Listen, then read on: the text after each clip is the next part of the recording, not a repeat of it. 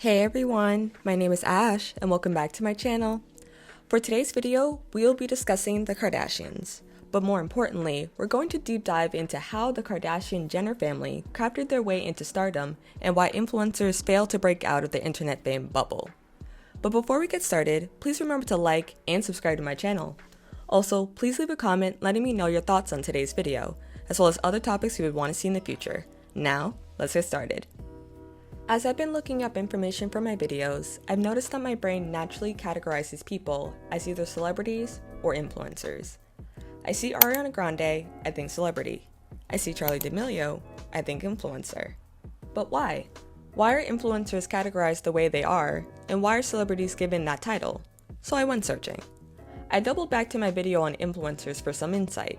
If you want more in-depth information about influencers, I would suggest checking it out. I used the definition from influencermarketing.com that defined an influencer as someone who has the power to affect the purchasing decision of others because of his or her authority, knowledge, position, or relationship with his or her audience, and someone who has a following in a distinct niche with whom he or she actively engages. The size of the following depends on the size of his/her topic of the niche. Like I said in that video, this definition can extend into celebrities. Celebrities and influencers both have the ability to affect the purchasing decisions of their audience. They both also have varying amounts of followers in various niches depending on the person.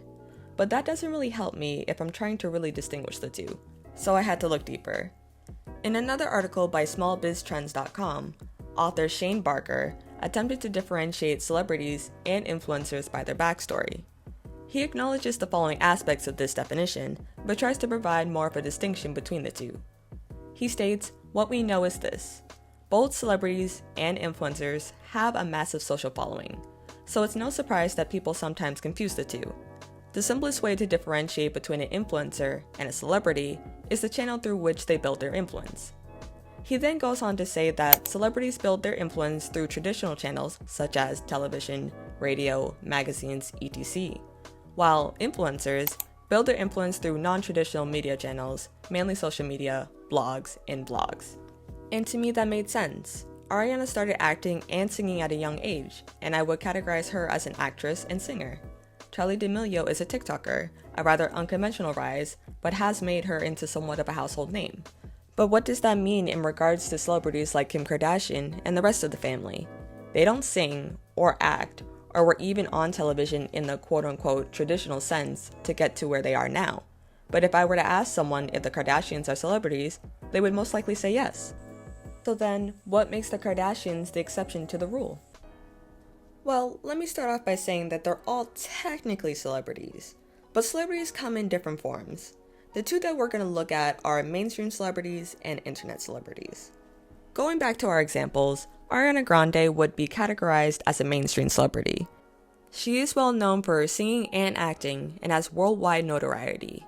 Charli D'Amelio and other internet celebrities or influencers like Addison Rae and James Charles hold a lot of power on the internet and have quite niched fan bases. So yes, they are both celebrities, but mainstream and internet celebrities aren't treated or looked at the same. But we'll get into that more later. So going back to the Kardashians, why are they looked at as mainstream celebrities and how were they able to make it there? Well, first, we have to talk about their humble beginnings, or their rather unhumble beginnings. I mean, if you know the Kardashians, you know that they were already well off even before the fame. The patriarch, Robert Kardashian, was O.J. Simpson's lawyer, and Kim was already rubbing shoulders with socialites like Paris Hilton and Nicole Richie. At this point, they had already been discussed on blogs and internet forums, so they at least had somewhat of internet fame. But on top of that, they were rich and already influential.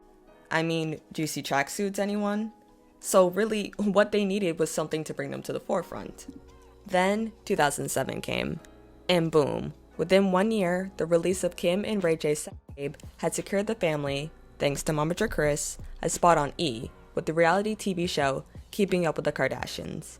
And the rest is history. So as you can see, the Kardashians were kinda set for stardom, but the move into reality television really put them over. So what about other people who want to make it big without a traditional start? Does this path of reality television work for others? This brought me back to a time when I watched the Westbrooks on BET.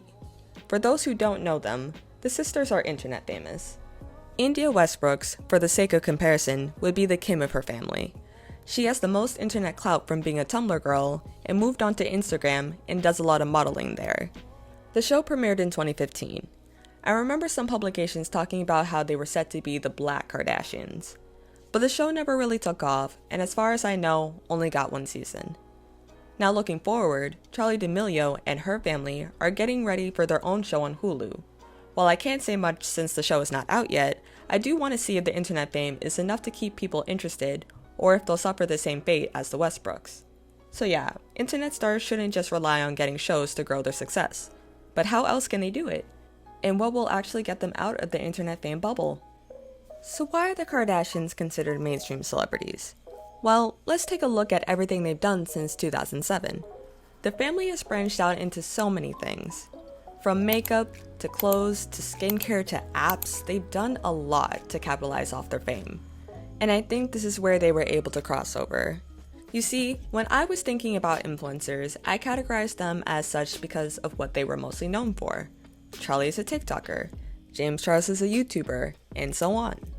Same with celebrities. Ariana Grande is a singer, same with Selena Gomez and a bunch of other celebrities, and so on and so forth. But the Kardashian-Jenner sat in the middle. They have a huge social following and have been rather influential from the jump.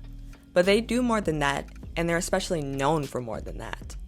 You see, internet celebrities or influencers and mainstream celebrities, in my opinion, are like a Venn diagram. There are mainstream celebrities that are influencers. They sell products and influence ideas, which is why they reside in the middle of the Venn diagram. But there are also mainstream celebrities that are not influencers. These people are the types that just do their job and go. And vice versa, there are influencers who are mainstream celebrities. There can be those who had an untraditional come-up story, but have made their way to stardom. But there are also influencers that are not mainstream celebrities. For example, micro-influencers wouldn't necessarily be called mainstream celebrities. Well, not unless you're the advertising standard authority in the United Kingdom, where you're considered a celebrity if you have more than 30,000 followers. But I digress. So what do I think makes an influencer a mainstream celebrity? Here are my 3 criteria. 1, the amount of fans the person has. 2, the reach of their fame. And 3, the profession people know them as. Going back to what I said earlier about how influencers are treated differently, I think the reason why the Kardashians succeeded in their crossover is because they are known for more than the sex tape and their show. And I feel that if internet celebrities want to break out, they should aim to move offline.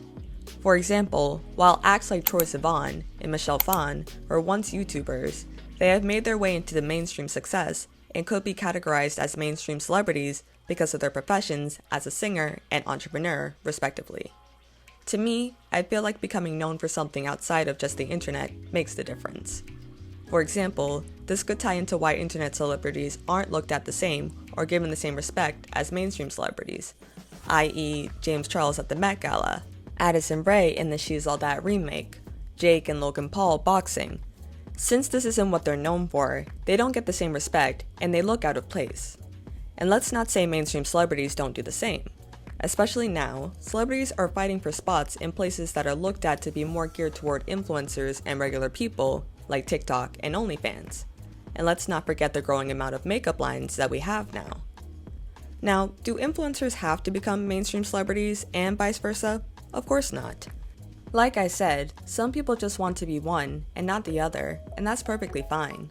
But I wanted to see if there was a formula to this. Obviously, this is just my personal opinion, and there could be more to this, but that's where y'all come in. What do you think makes an influencer become a mainstream celebrity? Do you agree or disagree with my findings? Let me know in the comments below. And with that, that's it for today's video. Thank you so much for watching. If you liked this video, please give it a thumbs up and leave a comment down below letting me know your thoughts. Don't forget to subscribe, and I'll see you in my next one. Bye!